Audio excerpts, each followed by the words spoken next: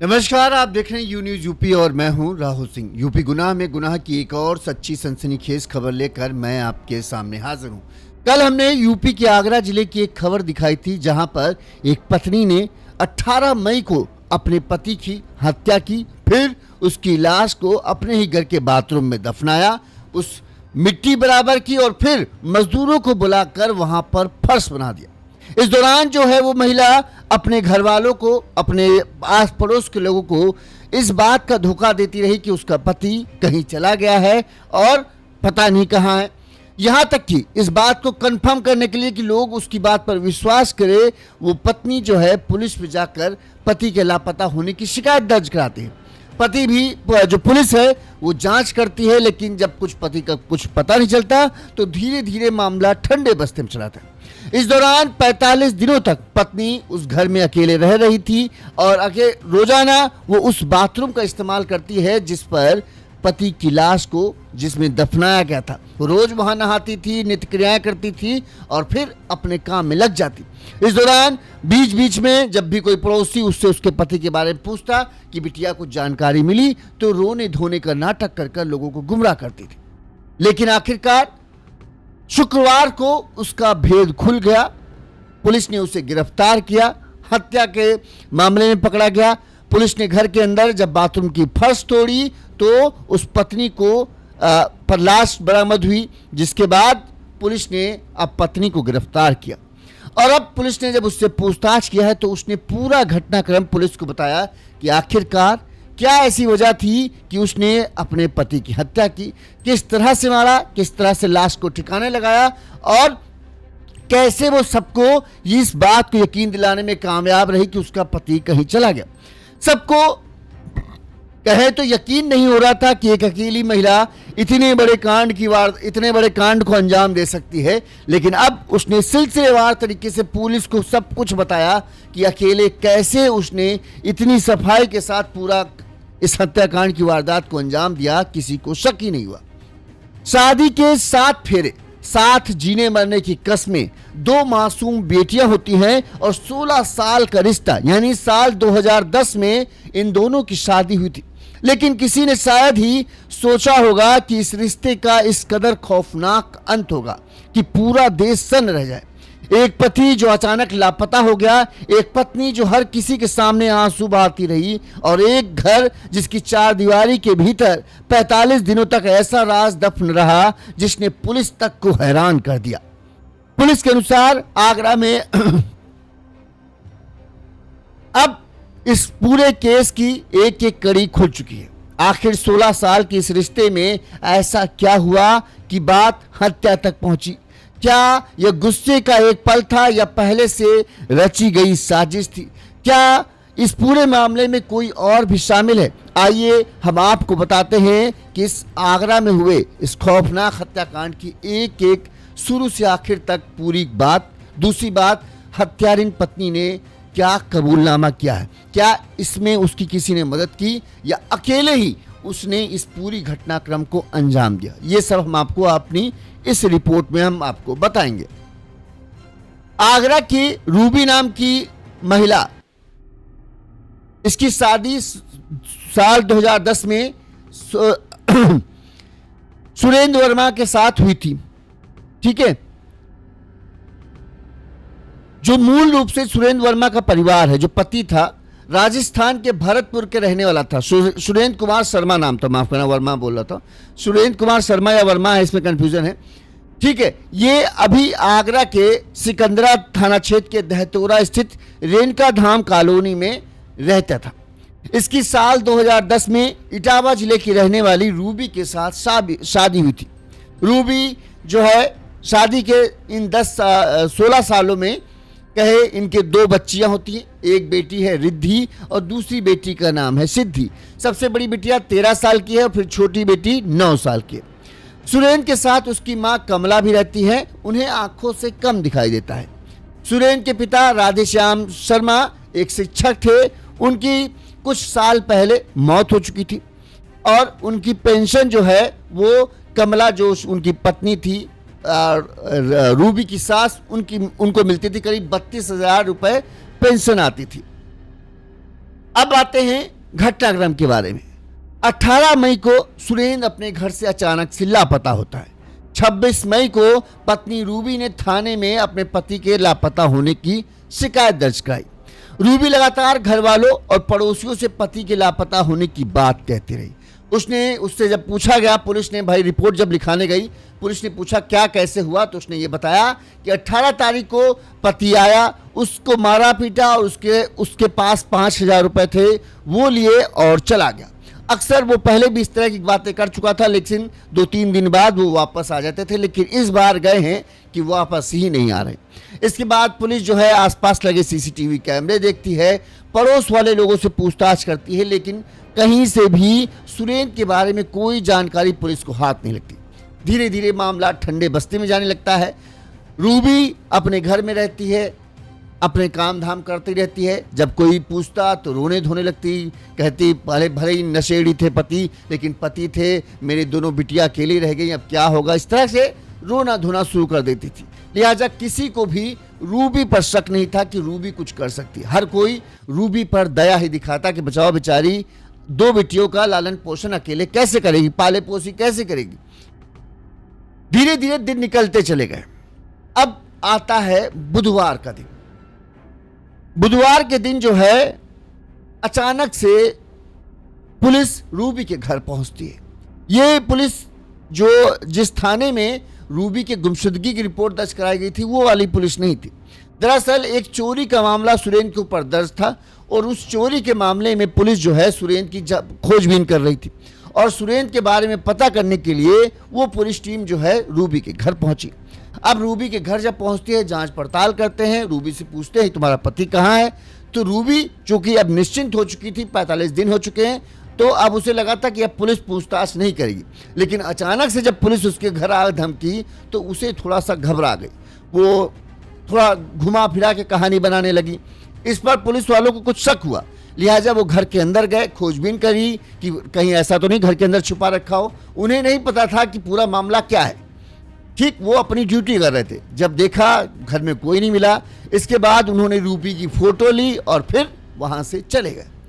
अब लेकिन यहां पर ये पुलिस की जो धमकी, पुलिस वाले आए, रूबी के दिल में डर बैठ गया। रूबी को लगा कि कहीं ऐसा तो नहीं उसका 45 दिनों से जो राज उसने छुपा कर रखा है, पुलिस को उसके बारे में पता चल गया। इसी वजह से अचानक पुलिस आई है। ऐसे में वो घबरा गई। तभी इसी दौरान वो सोच विचार में पड़ी थी, तभी जो सुरेंद्र का बड़ा भाई है अनिल, उसका फोन रूबी के पास आता है। वो रूबी से कहता है कि तुम कह रही थी पेंशन नहीं आई, जबकि तुमने पेंशन के पैसे निकाले हैं और जो हमारा हिस्सा होता था 32,000 में से 22,000 तुम रखती थी, 10,000 रुपए हमारा हिस्सा होता था, तुमने वो हिस्सा हमारा क्यों नहीं बेचा, कहाँ तुमने उन पैसों को खर्च किया। इस पर रूबी रोने लगती है। जब रूबी रोती है तो जो जेठ था वो कहता है क्या बात है, तुम बताओ तो, तुमने कहाँ खर्चा किया, क्या ऐसी बात हो गई, कुछ दिक्कत हो तो हमें बताओ, हम तुम्हारा साथ देंगे। इस पर रूबी उस वक्त कुछ नहीं बोलती। लेकिन अब धीरे धीरे रूबी के दिल में रात भर वो जब सोचती है तो उसे लगने लगा कि पुलिस अब उससे पकड़ ही लेगी और वो बच नहीं पाएगी। ऐसे में उसे लगा कि अब अगर वो पकड़ी गई तो फिर उसके दोनों बच्चियों का क्या होगा और बच्चियों का ख्याल कौन रखेगा। इसलिए उसने ये सोचा कि वो अपने जेठ को अपने भरोसे में ले, ताकि अगर उसे जेल हो जाए तो जेठ जो है कम से कम उसकी बच्चियों का ध्यान रखे। शुक्रवार की सुबह 6 बजे ही रूबी अपने जेठ को फोन करती है और कहती है कि घर आ जाओ, सुरेंद्र आ गए, मतलब मेरा पति आ गया। वो कहते मतलब, बोले हाँ आ गए, आ जाओ मिल लो आके। अनिल जो है वो तुरंत पहुंचता है, यहां पर पहुंच के पूछता है कहां पर है सुरेंद्र, तो कहती है कि बाथरूम में। अब बाथरूम के अंदर जाते हैं, पूछता है यहाँ तो कोई नहीं, यहाँ तो दीवारें वो है। तो बोला नहीं, तो आप समझ नहीं कहाँ पे हैं, वो बाथरूम की फर्श के नीचे। ये सुनते ही अनिल के होश उड़ जाते हैं। इसके बाद अनिल ने क्या कहा, पहले हम अनिल की बाइट सुनाते हैं, उन्हीं की मुझ से सुनिए कैसे उन्हें ये सब पता चला।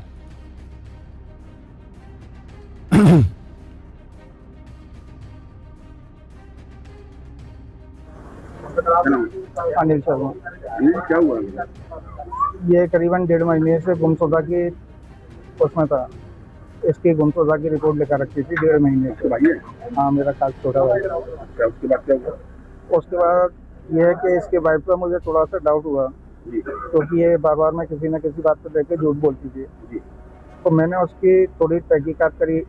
तहकीकात करने के बाद में मैंने बैंक स्टेटमेंट्स वगैरह निकलवाए, इनके मांगे जो हैं। जी तो उसके आधार पर मैंने इससे करीब पूछा मैंने कि अगर तुझे कोई परेशानी है या किसी भी चीज़ से तू डर रही है या कोई तूने करा है या वो तुझसे कुछ कह के गया है तो मैंने मुझे बता, मैं तेरी मदद करूंगा। मैंने कि मैं तुझे कुछ नहीं होने दूंगा। मैंने तू एक बार बस खाली मुझे बता तो दे कि मुझसे ये गलती हो गई है या मुझसे ये कह के गया है वो। लेकिन फिर उसने कल तक नहीं बताया। फिर आज मेरे पास में उसका कॉल आया कि आप घर आओ। तो मैं सुबह 6 बजे घर आया था इसके पास। यहाँ पर हाँ यहाँ आपका भाई और आपकी हाँ, भाई की वाइफ है? ये मेरी भाई दोनों रहते हैं। अब उन्होंने फिर सुबह मुझे अपना कन्वेंस किया। मैंने उससे पूछा, मैंने कि कहाँ है? बोले यहीं है घर पे। मैंने घर पे कहाँ? बोली बाथरूम में। मैंने बाथरूम में जाके देखा लेकिन मुझे कुछ मिला नहीं। तो मैंने कहा कि बाथरूम में तो है नहीं। मैंने क्या बताना चाह रही है? बोली है बाथरूम में, लेकिन बाथरूम में ज़मीन के नीचे है। मैंने कि ज़मीन के नीचे मैंने कि गाड़ दिया है? बोली हाँ। तो उसके साथ कोई और भी? नहीं, अभी हाल फिलहाल तो इतनी जानकारी नहीं हुई है, क्योंकि मैं अलग रहता हूँ, वो लोग यहाँ रहते हैं। उसकी पत्नी को पुलिस ने पकड़ लिया? आपका हाँ, भाई? आज अरेस्ट करिए। यही बताया कि जमीन में कैसे मारा है, कुछ बताया? ये कुछ नहीं होता है। बोल रही थी कि वो उन्होंने फांसी लगा ली थी, मैं घबरा गई। मैं घबराने के बाद में मैंने उनको जमीन में डाल दिया। अनिल को पहले से ही रूबी पर शक था, लेकिन चूंकि उसके पास कोई पक्का सबूत नहीं था इसलिए वो कुछ कर नहीं सकता था। लेकिन जब उसने रूबी के मुंह से खुद ये सुना कि हाँ उसने अपने पति की हत्या की, अनिल ने तुरंत ही इस बात की जानकारी पुलिस टीम को दी। पुलिस मौके पर पहुंचती है, अंदर घुसती है, सबसे पहले रूबी को हिरासत में लेती है और फिर उस बाथरूम के फर्श को तोड़ती है। पहले करीब 20 मिनट लगे उस फर्श को तोड़ने में। फर्श को तोड़ने के बाद करीब 1-1.5 फीट ही गड्ढा खोदा गया। तुरंत ही सुरेंद्र का कंकाल पुलिस को बरामद हो गया। कंकाल मिलते ही पूरे इलाके में हड़कंप मच गया। लोगों को पता चला कि जिस सुरेंद्र को 45 दिनों से लापता था, उसकी पत्नी रोना धोना करती थी, आखिरकार उसी ने ही उसकी हत्या की थी। हर कोई हैरान था कि ये कैसे हो सकता है। अब सबसे बड़ा सवाल यही था कि आखिरकार जो रूबी है उसने अपनी पति की हत्या क्यों की। अब पुलिस जो है रूबी को हिरासत में ले जाती है और उससे पूछताछ शुरू करती है कि आखिरकार बताओ तुमने मारा क्यों, कैसे मारा और क्या तुम्हारी किसी ने मदद की इस पूरे हत्याकांड में या फिर तुमने अकेले ही इस पूरे सब कुछ को अंजाम दिया। अब रूबी से जब पूछताछ शुरू होती है तो रूबी जो है अपना पूरा दिल की भड़ास जो इतने दिनों से उसने अपने दिल में दबा रखा था वो सब बताती है। रूबी ने पुलिस को बताया कि मेरी शादी साल 2010 में हुई थी। मैं इटावा की रहने वाली थी। मेरी शादी ही झूठ की बुनियाद पर हुई थी। शादी के समय बताया गया था कि पिता मतलब जो सुरेंद्र है उसके पिता टीचर हैं। सुरेंद्र भी खूब पढ़ा लिखा है, अच्छी नौकरी करता है और सरकारी नौकरी पिता की है, बेटा भी अच्छी नौकरी करता है, तो जीवन बड़ा सुखमय रहेगा। हमारे घर वाले भी इसी उम्मीद में हमारी शादी इसके साथ करते हैं कि सब कुछ अच्छा है, बेटा भी अच्छा है, पिता भी अच्छे हैं, घर वाले अच्छे हैं, इस वजह से हमारी शादी हुई। लेकिन शादी के बाद जब मैं यहाँ आई तो मुझे पता चला कि सुरेंद्र कुछ नहीं करता। लेकिन फिर भी अब चूंकि शादी हो चुकी थी तो कुछ कर नहीं सकते थे। मैंने इसे अपना भाग्य माना और जो है उसी को स्वीकार कर लिया। लेकिन धीरे धीरे सुरेंद्र का असली सच मेरे सामने आता गया। सुरेंद्र शराब पीने का आदी था। वो शराब पीकर मुझसे मारपीट करता था। बच्चे होने के बाद भी मतलब किसी तरह से ये सब मैं सहती रही। धीरे धीरे बच्चे भी हो गए लेकिन उसकी हरकतें बंद नहीं हुई। एक तरीके से कहें शादी की शुरुआत ही झूठ से हुई और धीरे धीरे साल जैसे बढ़ते जा रहे थे सुरेंद्र की हैवानियत और जुल्म जो है वो भी लगातार उसके साथ बढ़ता जा रहा था। रूबी ने बताया कि हत्या से 2 दिन पहले यानी 17 तारीख की रात को जब उसने सुरेंद्र की हत्या की, उससे 2 दिन पहले 16 मई को सुरेंद्र जो है भरतपुर, राजस्थान के भरतपुर में अपनी रिश्तेदारी में गया था। वहां भी मेरा उससे झगड़ा हो गया। मेरे रिश्तेदारों ने पुलिस केस करने की बात कही। इसके बाद सुरेंद्र ने रिश्तेदारों को समझाने के लिए 17 मई को मुझे फिर से भरतपुर भेजा, लेकिन वहां मेरे साथ बुरा व्यवहार हुआ। पति और बच्चों के साथ मुझे भी जेल में भेजने की धमकी दी गई। इससे मैं आहत थी और मेरा मन बहुत दुखी था। मेरे अंदर बहुत गुस्सा था कि मेरे पति की वजह से अब जहां पहले ससुराल में ही मेरी बेइज्जती होती थी, अब मायके वालों भी मेरी इज्जत नहीं करते और वो भी मुझसे नफरत कर रहे हैं। इस बात की वजह से उसने ठान लिया कि अब बहुत हो चुका। पिछले 16 साल से मैं सहती आ रही थी, लेकिन अब नहीं सहूंगी, अब इससे छुटकारा पा कर रहूंगी और इसके छुटकारा पाने के बाद भी मेरी और मेरी बच्चियों की जिंदगी जो है अच्छी हो सकती है, वरना जब तक ये जिंदा है तब तक हमें तकलीफ सहनी ही पड़ेगी। तो ये सोचकर रूबी ने 16 तारीख को जब अपने घर वालों से कहें फटकार इसको लगी, तो इसका दिल एकदम गुस्से में उबल उठा कि इसकी वजह से देखो मेरे पति की वजह से मुझे कितना कुछ सहना पड़ा। अब उस गुस्से में भरकर जो है ये घर आती है। यहाँ पर उसने बताया कि वो सिलाई का काम करती थी, पति ने कुछ दिन पहले डिलीवरी बॉय का काम किया, लेकिन शराब पीने की वजह से फिर से उस काम को उसने छोड़ दिया। अब उसे शराब पीने की लत होती, पैसे चाहिए होते, तो जो मैं कड़ी मेहनत करके अपने बच्चियों के लिए पैसे कमाती थी सिलाई का काम करके, वो भी मुझसे मार पीट कर छीन लगता था। इस दौरान जो पेंशन का पैसा भी मिलता था उस पर भी इसकी नज़र थी कि वो पेंशन का पैसा मुझे दो और मैं उसको खर्चा करूँगा। अब हमारे लिए जीना मुश्किल होता जा रहा था, ये रूबी का कहना था। इसकी शराब की वजह से अब मेरे लिए कोई और रास्ता नहीं बचा था। जब कहें रूबी की कहना के बर्दाश्त की सीमा बाहर हो चुकी, तो उसने कुछ दिनों पहले से ही, यानी 3-4 दिन पहले से ही अब जो पति था उसके हत्या की उसने प्लानिंग शुरू कर दी। इस दौरान उसने कुछ फिल्मी नाटक और वेब सीरीज देखी जिसमें हत्या के बाद कैसे लाश को ठिकाने लगाना है, ये सब उसने देखा 2-3 दिनों के अंदर में। उसे समझ में आया कि आखिरकार किस तरह से सुरेन की ही कमियों को उसके खिलाफ हथियार बनाया जा सकता है और बड़ी सफाई के साथ इस पूरे हत्याकांड की वारदात को अंजाम दिया जा सकता है। रूबी ने बताया कि घर के पड़ोस में काम चल रहा था। उसे लगा यही सही समय है कि बड़ी ही आसानी से वो सुरेन की हत्या कर उसकी लाश को ठिकाने लगा सकती है। 17 मई की रात को पति बाजार से बताता है कि मीट लेकर आया था, नॉनवेज लेकर आया था। घर पर ही उसने शराब पी, मीट खाया। इस दौरान पति गाली गलौज कर रहा था और अंट संट की बातें उसे बक रहा था। रूबी कहना है कि उसके पति सुरेन को मीठा खाना पसंद था और खाना खाने के बाद उसे मीठा चाहिए होता था, लिहाजा मुझे लगा अभी खाना खाने के बाद इसे मीठा पसंद होगा। मेरी सास और मेरा पति दोनों नींद की गोलियां लेते थे नींद के लिए। मैंने इस बात का फायदा उठाया, ये शराब के नशे में था ही। मैंने खीर बनाई और उस खीर में जो है नींद की करीब 18 से 19 गोलियां पीस कर मैंने उस खीर में डाल दी। जैसे ही उस खीर को मैंने अपने पति को दिया, ये खीर खा के सो गए। बाकी सबको भी दिया, बाकी सब भी अपने अपने काम में सोए, लेकिन इसकी कटोरी में मैंने नींद की गोलियां मिलाई थी, बाकी सबको नॉर्मल खीर दी, सब सो गए। कहना है कि हाँ, कुछ देर बाद सभी सो गए, वो पति के साथ ही सो गई। रात 3 बजे उसकी नींद वो उठती है। इस दौरान उसने अपने पति की सांसों को चेक किया, क्या उसकी सांसें चल रही हैं कि नींद की दवाओं ने, कहते हैं ना जब ज़्यादा नींद की दवा ले लो तो फिर मौत हो जाती है, तो उसने देखा कि उसके पति की सांसें चल नहीं रही। उसे लगा कि हाँ, जो वो चाहती थी वो हो चुका।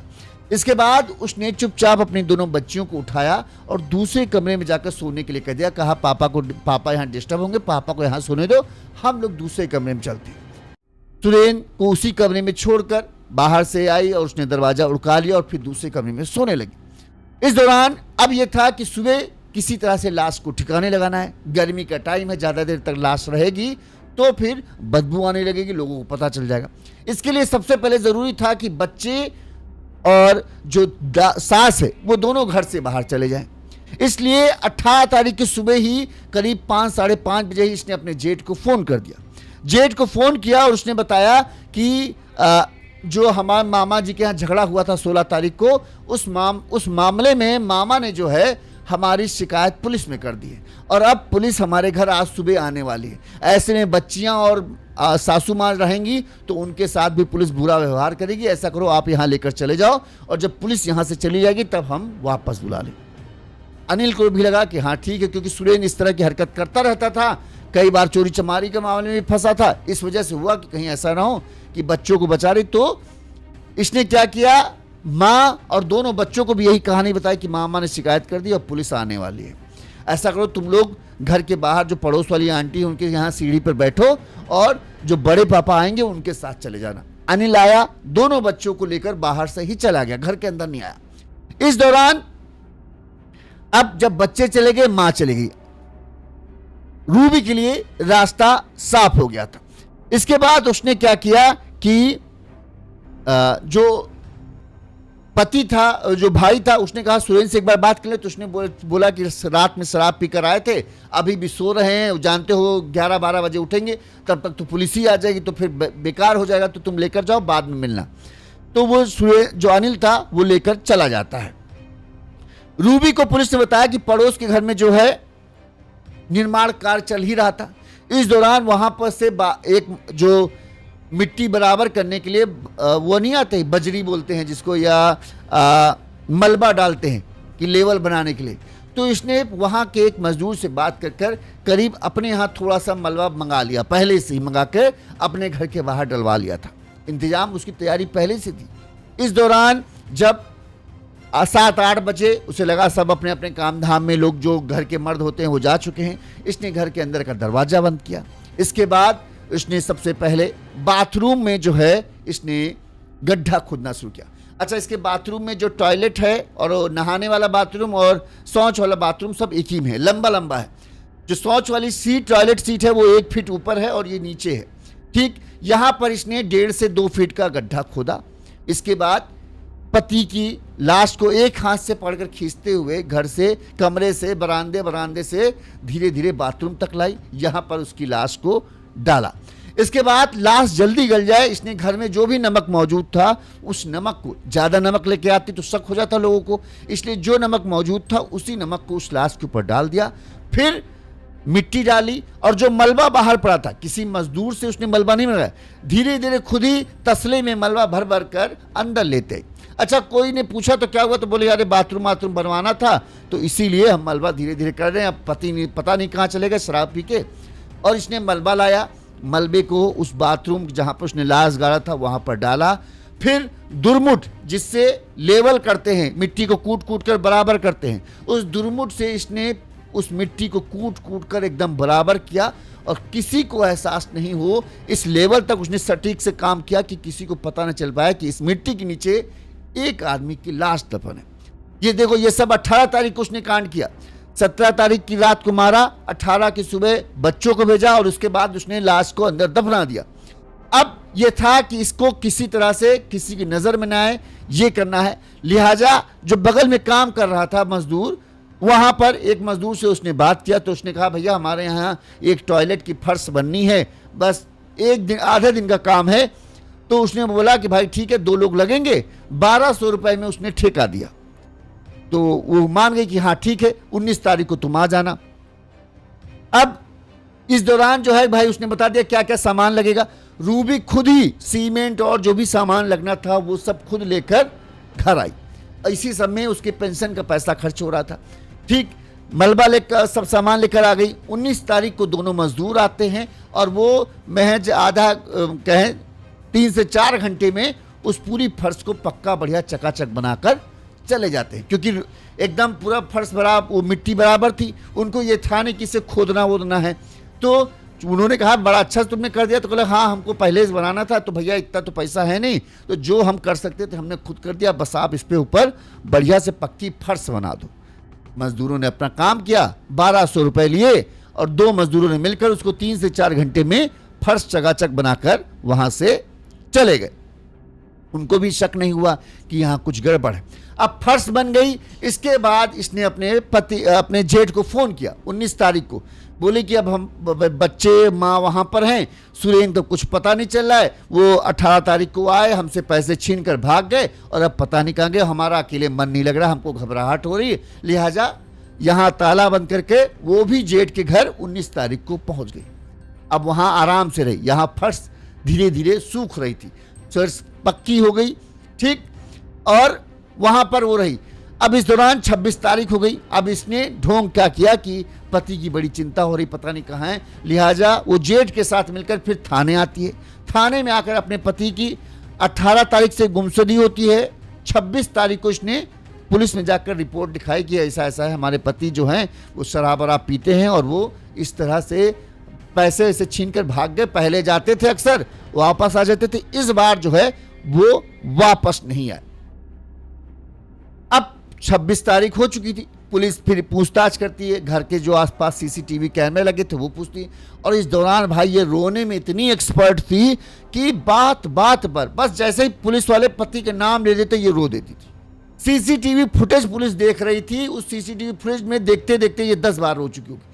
इतनी ज़्यादा रो रही थी कि पुलिस वाले भी इसके आंसुओं को देखकर पिघल गए कि हाँ यार ये गलत नहीं हो सकती है, वो पति नशेड़ी है, कहीं जाकर गिर विर गया होगा, पता नहीं कहाँ है। ठीक है, किसी को इसके ऊपर शक नहीं हुआ। अच्छा, पुलिस वालों ने कहा चूंकि भाई हमको बार बार यहाँ पूछताछ करने के लिए आना पड़ेगा तो तुम यहाँ पर रहो और बच्चे वगैरह वहीं हैं तो रहने दो, कोई दिक्कत नहीं। पुलिस ने बच्चों से पूछताछ की, जेठ से बातचीत की, माँ से पूछताछ की, लेकिन कहीं कोई ऐसा सुराग नहीं मिला। ना ही किसी ने रूबी की तरफ इशारा किया कि हमको इसके ऊपर शक है। अब रूबी पिछले 26 तारीख के बाद से लगातार यहीं इसी मकान में रही थी। फर्श अब तक पूरी तरीके से अच्छी तरीके से सूख चुकी थी। उस फर्श का रूबी बाकायदा नहाने वहाने के लिए इस्तेमाल करती, यानी 45 दिनों तक अपने पति की लाश के ऊपर खड़े होकर रूबी रोज नहा रही थी, सब काम धाम अपना कर रही थी, कपड़े उपड़े धो रही थी, लेकिन उसके चेहरे से न कभी ये लगा कि उसको घबराहट हो रही है, ना अमूमन होता है जिस कमरे में बॉडी हो वहाँ पर लोग रहने से डरते हैं, वहीं पर रात में ही रहती थी, सोती थी, उसी घर में खाना बनाती थी, लेकिन कभी आस पड़ोस के लोगों तक का ये शक नहीं हुआ कि इसने इसी घर में अपने पति की लाश को दफना रखा है। इतनी गजब की इसने एक्टिंग की। जो आस पड़ोस के लोग थे उन्होंने क्या कहा वो सुनिए।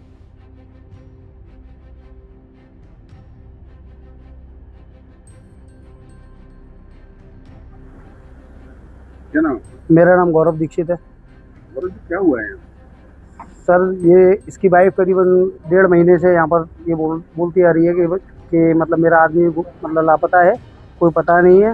मगर इनके घर पे रोजाना का यही मैटर था, आए दिन इनके घर में लड़ाइयाँ होती थी।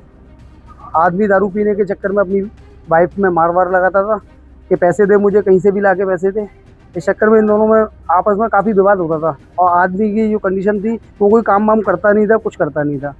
सुना पहले डिलीवरी हुआ था? हाँ, डिलीवरी बॉय था। करीबन उसने 1.5 महीने उसने डिलीवरी बॉय का काम किया जोमेटो के अंदर, और उसके बाद में उसने वो काम जो करता था वो भी छोड़ दिया। उसने आगे कोई काम नहीं करता था। केवल ये करीब 1.5 महीने का मालूम पड़ा कि 1.5 महीने के बीच में वो लापता रहा। आज पुलिस ने क्या बरामद करा घर से बॉडी? घर से बॉडी इसकी बरामद हुई है। वह तो था नहीं, खैर जॉब पर था, मगर जब मैं अपनी गली में जब आया, मेरा घर भी यहीं गली में ही है, तो जब मैं आया था तो मालूम पड़ा कि बॉडी वगैरह जहाँ से घर से ही बरामद हुई है।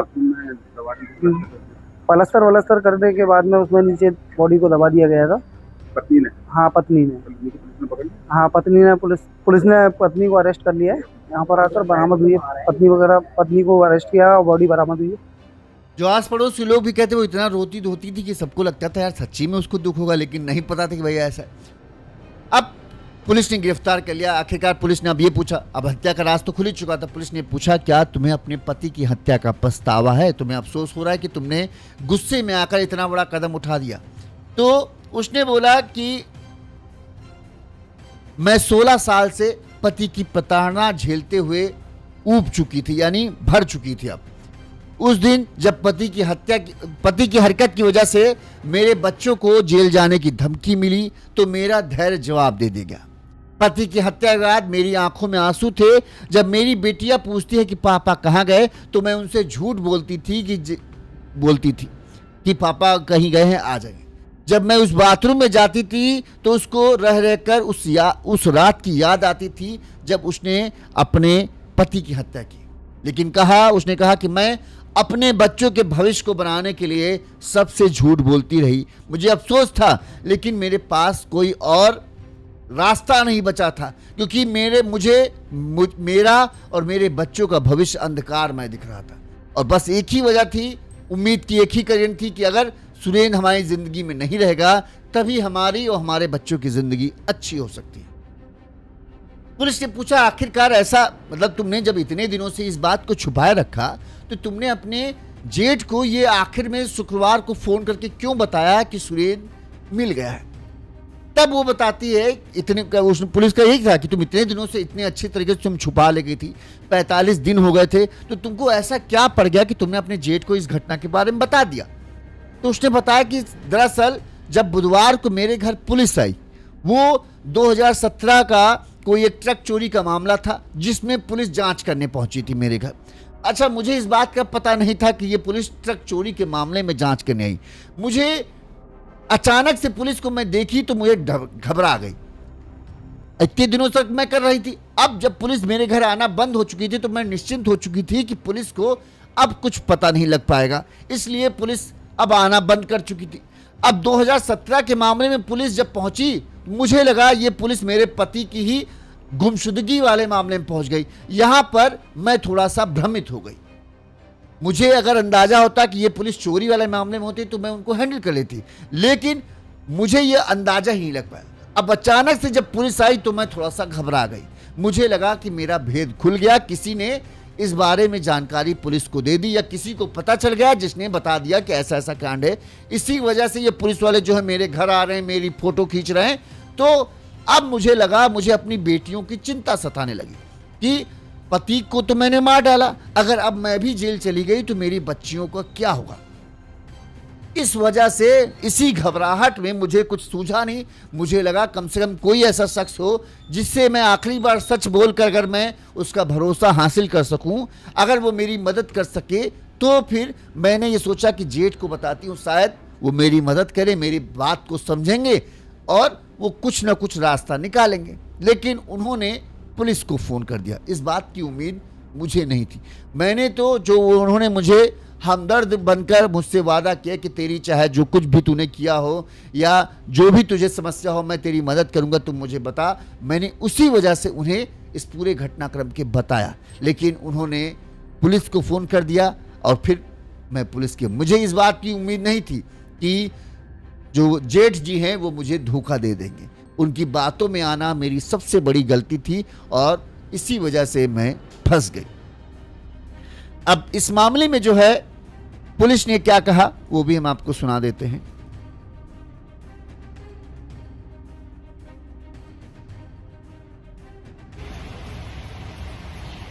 दिनांक 26/5/2026 को थाना सिकंदरा पे एक सुरेंद्र शर्मा नामक व्यक्ति की गुमशुदगी दर्ज की गई। इस गुमशुदगी के क्रम में पुलिस द्वारा जांच की गई तो यह पाया गया कि मृतक की पत्नी द्वारा ही मृतक को मार के अपने बाथरूम में गाड़ दिया गया है एवं फर्श बनवा दी गई है। पुलिस द्वारा विधिक कार्रवाई करते हुए बाथरूम की फर्श तोड़ी गई एवं शव को बरामद किया गया। शव को पंचायतनामा करके पोस्टमार्टम हेतु मॉर्चरी भेज दिया गया है और अभियुक्ता को, जो कि मृतक की पत्नी है, उनको हिरासत में लेकर पूछताछ की जा रही है। अन्य विधिक कार्रवाई अमल में लाई जाएगी। पुलिस कहना है कि अभी तक की पूछताछ में जो पहले लग रहा था कि हो सकता है किसी ने रूबी का साथ दिया हो, तो पुलिस कहना है कि अभी तक की पूछताछ में रूबी से जो भी बात पता चली है वो यही है कि उसने अकेले ही इस घटना को करने का बताया है। पुलिस अभी भी सीडीआर रिपोर्ट खंगाली का कहीं किसी से मदद मिली कि नहीं मिली ये सब जानकारी कर रही। वहीं पुलिस हिरासत में रात भर रूबी रही। पुलिस वालों का कहना है कि रात भर रूबी रोती रही। पुलिस से बात करते हुए उसने बताया कि पति ने इस कदर परेशान कर दिया कि उसे पति के साथ रहने से जेल ज़्यादा जाना ठीक लग रहा था। उसे लग रहा था, उसे पता था कि वो इस हत्याकांड को कर रही है तो संभावना है कि उसे जेल जाना पड़ेगा, लेकिन उसके मन में एक उम्मीद थी कि अगर वो बच जाएगी तो अपनी बेटियों की ठीक से परवरिश करेगी। उसे जेल जाने का अफसोस है पर बेटियों की चिंता ज़्यादा है। उसको यही था कि 90% हम पकड़े जाएंगे लेकिन इस जिंदगी से अच्छा जेल की ज़िंदगी रहेगी, वो ये सोच रही है। ठीक है, उसे ये था कि अगर 1% भी हम बच गए, जैसे 45 दिनों तक उसे लगा कि अब धोखा देगा शायद बच गए, तो उसको ये था कि हम अपनी कमाई जो करते हैं, जो पेंशन मिलती है, उसकी बदौलत हम अपनी बच्चियों को अच्छी ज़िंदगी दे पाएंगे ताकि वो इस नरक की ज़िंदगी से उन्हें मुक्ति मिल पाए। उसे अपनी बेटियों की ही चिंता है। बेटियों उसके जब मुलाकात कराई गई तो बेटियों को देखकर वो रोने लगी। वहीं बेटियों का कहना था कि पिता कुछ दिन से नौकरी नहीं होने के कारण अवसाद में थे, यानी मानसिक तौर पर परेशान थे, जिसके चलते ही वो शराब पीना मारपीट करना करते थे, लेकिन मां को उनकी हत्या नहीं करनी चाहिए थी। बेटियां अभी मृतक के बड़े भाई यानी अनिल के घर पर ही हैं और अपने घर जाने की अब उनमें हिम्मत नहीं है, वो अपने घर जाने से डर रही हैं। वहीं पोस्टमार्टम के बाद जो पति था उसके शव को परिजनों को सौंप दिया गया है, उसका अंतिम संस्कार कर दिया गया है। लेकिन इस घटना ने वाकई में लोगों को हैरान कर दिया। अब जब पूरा सच सामने आया है, पड़ोस के लोग भी कहते हैं कि हाँ, पति पत्नी में झगड़े होते थे और सुरेंद्र जो है अक्सर जो है शराब पीकर मारपीट भी करता था। अब कई लोग कह रहे हैं कि पत्नी ने जो किया उसके पास वही आखिरी रास्ता था, लेकिन कई लोग कह रहे हैं कि 16 साल तक उसने ये सब सहा, अचानक से उसने ये सब कदम उठाया तो ये ठीक नहीं है। अब कई लोगों का अगली अपनी अपनी राय है। इस बारे में आपकी क्या राय है, आप भी हमें कमेंट करके बता सकते हैं। आप रूबी के फैसले से सहमत हैं या फिर रूबी को कोई अलग फैसला, कोई अलग तरीका अपनाना चाहिए था इस सुरेंद्र से छुटकारा पाने के लिए। इसी तरह से तमाम बड़ी खबरें हम आप तक पहुंचाते रहेंगे। अगर आपको हमारी खबरें ठीक लगती हैं तो आप हमें आर्थिक तौर पर सहयोग कर सकते हो। हमारा फ़ोन पे नंबर स्क्रीन पर फ्लैश हो रहा है, इस नंबर पर आप अपने सामर्थ्य, अपनी क्षमता अनुसार हमें मदद भेज सकते हैं। इसी तरह से हम आपको तमाम बड़ी खबरों से अवगत कराते रहेंगे। देखते रहिए यून्यूज़ यूपी। नमस्कार।